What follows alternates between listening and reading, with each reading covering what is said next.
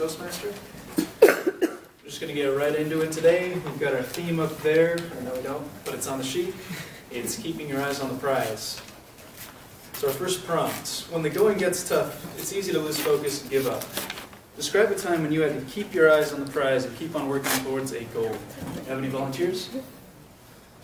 All right, John, come on up.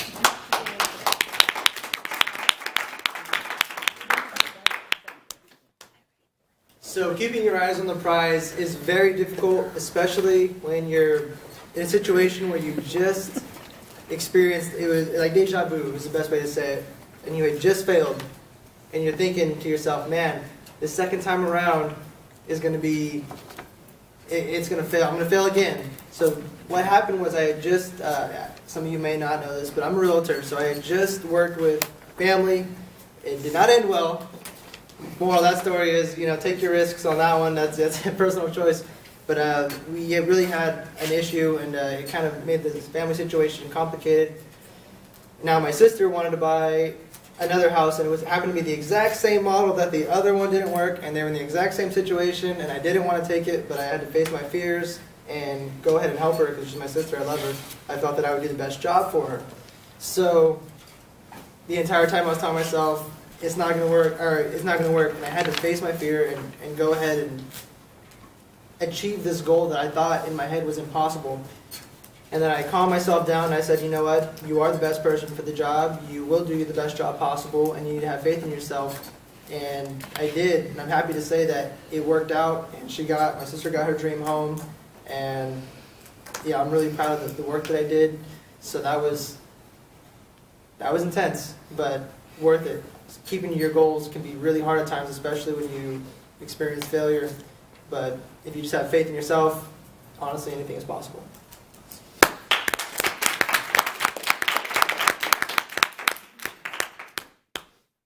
All right, thanks, John. Maybe I could have you hook me up with a dream home someday. Actually, we're going to have Sean read our timing requirements real quick. Sure. For table topic responses, we want to shoot for being up here at least for a minute, if you can handle that. So at a minute, I'll show you the green card. Minute and a half, show you the yellow card. 2 minutes, I'll show you the red. That gives you 30 seconds to wrap up. All right, thanks, Sean. So our second prompt deals with the concept of delayed gratification. It's probably an alien concept to most of the college students in this room. So it's the act of exchanging short-term pleasure for your long-term satisfaction. So an example could be going on a diet. You might think, boy, that Twinkie looks good, but if I skip dessert, maybe someday I'll look like Joey. What's about a time in your life when you made use of the concept of delayed gratification? Any volunteers? Jordan, come on up.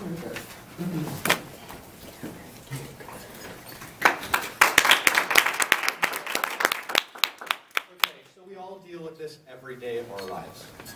Instant gratification, being young, it makes us want that stuff even more. And we're in a decade where we have more access to reward mechanisms and things that give us instantaneous pleasure than ever before.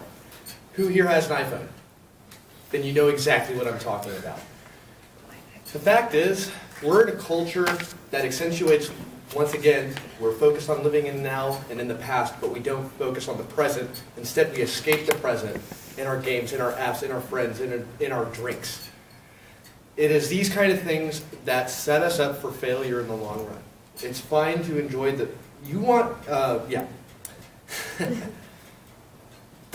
When it comes to what is important to you, what is better in 30 years? That you lived it up in your 20s, or that you don't have to work 40 hours a week anymore? I'm going to go with the latter, because I know so many people who tell me, you can't do this, you can't do that, and they're living in a life of instant gratification. Perfect example is I have two friends that are gambling addicts. They love those scratch cards. They get so entertained by it. And it's an example of that high you get when you win. And yet, that reward seems to override the matter of fact that if you combine every ticket they've ever bought in their life, they'd be down in a hole at least a few $1,000. So it really comes down to thinking ahead, really planning out Anyway, you've heard all that lecture stuff, what you need to do. Fact is, come on, we're young here, we gotta think about our show. Thank you.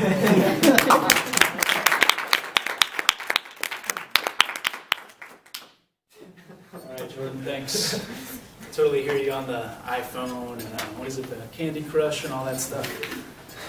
People got to get your priorities together. Jeez. So kind of going along with the video game track, a lot of us have probably been to an amusement park when we were kids, you know, to like the video game arcade that has the tickets that come out. You can take it up to the nice lady at the counter and get yourself a little stuffed bear that they got at the Dollar Tree. So tell me about a time when you guys were at one of those arcades and you got like a really cool prize, something that like blew your mind, your little 6 or 7-year-old mind. Thomas, come on up.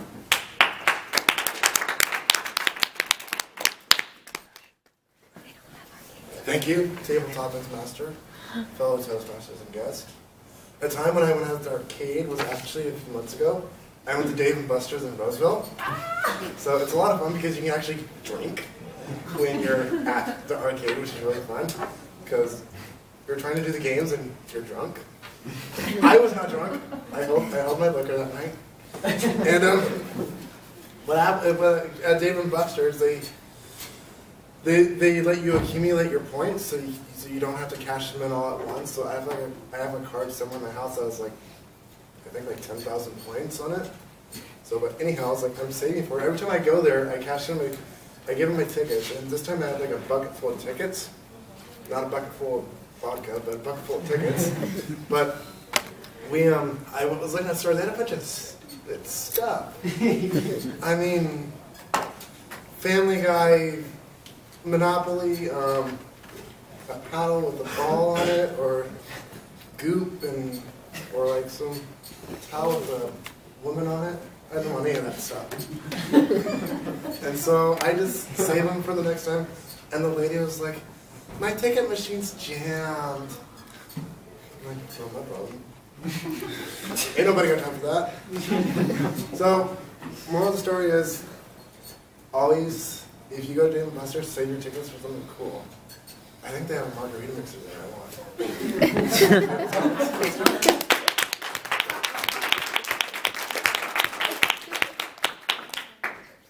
All right, thanks a lot, Thomas. We'll have to go back there one day and you and me just team up, try to get that mixer. All right, prompt number 4. Have you ever been in a position where you had to be the one to dangle the proverbial carrot in front of a proverbial donkey's eyes in order to get them to do your bidding? So what prize did you tempt them with? What were you trying to get them to do? Any volunteers? Come on.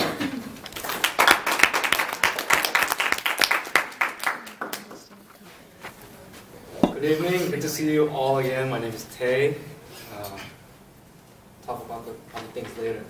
You see, I had to deal with a lot of high school students back in church, back when I was back in Bay Area. I was a youth leader. And, you know, teenagers, they like to run around. They don't want to concentrate on whatever you want to try to get them to do. What I noticed is that whatever we give out to them counts. It doesn't matter what it is. We just give them something and they just feel happy about it. They feel like they're doing some work and they're getting something in return. So I went to Walmart, got some See's candies, and tossed some of those See's candies around. They were really happy. Their mouth is sweet and chocolate makes everyone happy. Yeah, that's the only experience I had.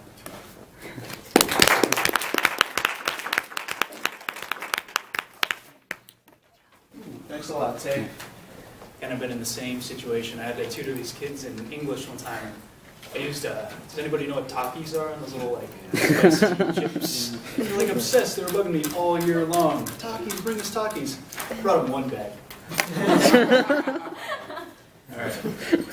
So, moving on. Have you ever seen a game of football on TV where the score is, like, tied up? You know, they're doing the penalty kick. They're about to decide the winning team. The kicker, like, squares up with the field goal. He's, like, running. He's kicking.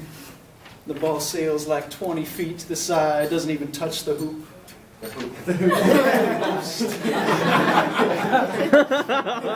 Sports, okay? Yeah. Tell us about a time where you did the opposite of that, where you were the kicker and you made it through the post. So where you just made the game-winning shot. Coming up, Tay. All right.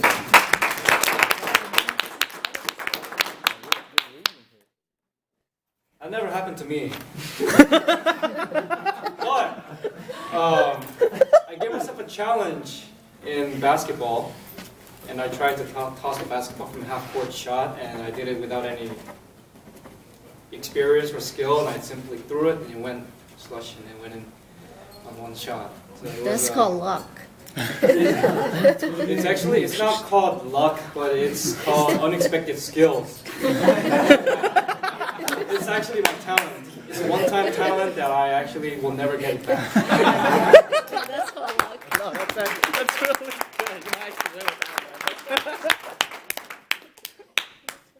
Tay, I think T was talking mess to you. I think you guys need to go out there and Test all your unexpected skills. need to have ourselves a game one night. All right.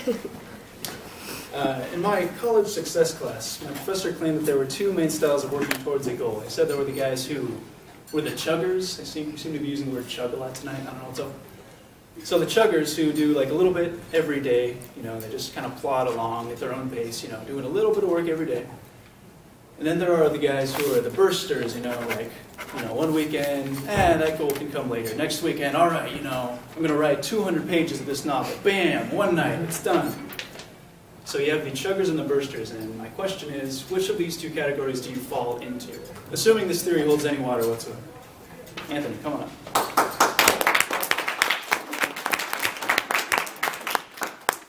Thank you, Joey. Fellow Toastmasters, distinguished guests, I am a chugger, and I will tell you why it is better to chug than burst. So, I live by this methodology called the slight edge, which is always doing a little bit of something to get a great reward.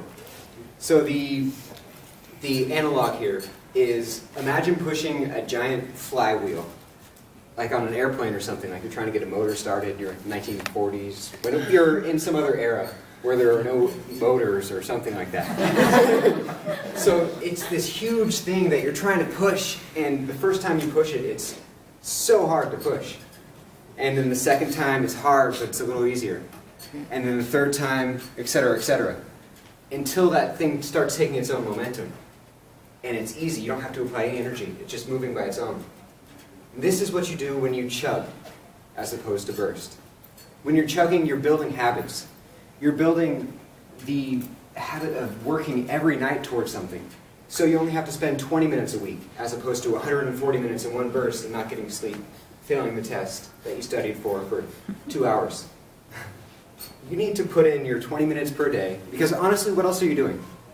You're on Facebook, you're doing your apps, your Candy Crush, you're watching people kick balls through hoops, whatever sport that is.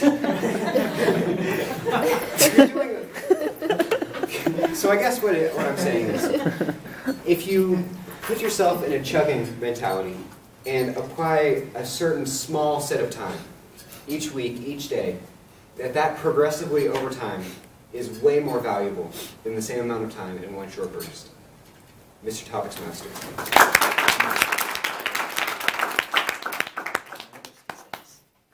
Thank you, Anthony.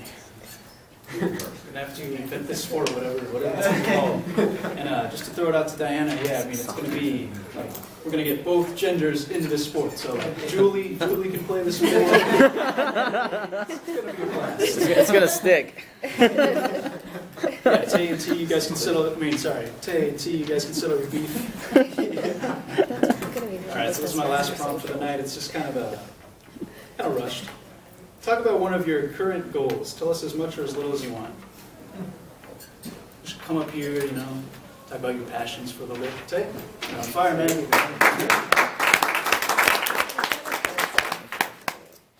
Eva triggered me the first two questions, and I think I should just come out as much as possible to talk. Current goal as of today is to find who I am. I had a tough time that all of us experience normally, especially when we're all in our youth and in our college days. Especially when I came to Sac State, joining all these professional experiences, trying to network with different people. I found out that I'm trying to be like someone else. And when I see someone else who are successful, I try to act like them, try to look like them, try to talk like them, try to smile like them. Whatever I want to do, I want to be like them. That's what happened. And I realized that is my problem, and I need to find myself.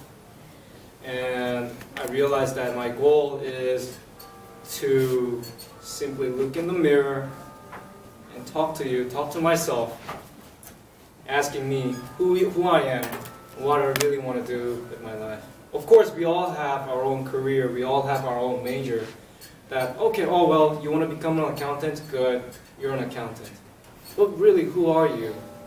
Do you really want to be like someone else who was successful, who's around you? Or do you want to be the person who you were born as and be successful with your own ability? That's one of my current goals. One in my head is this.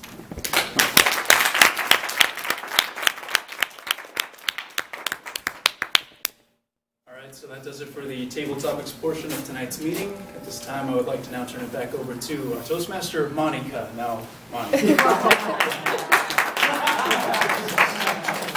Now when they come out.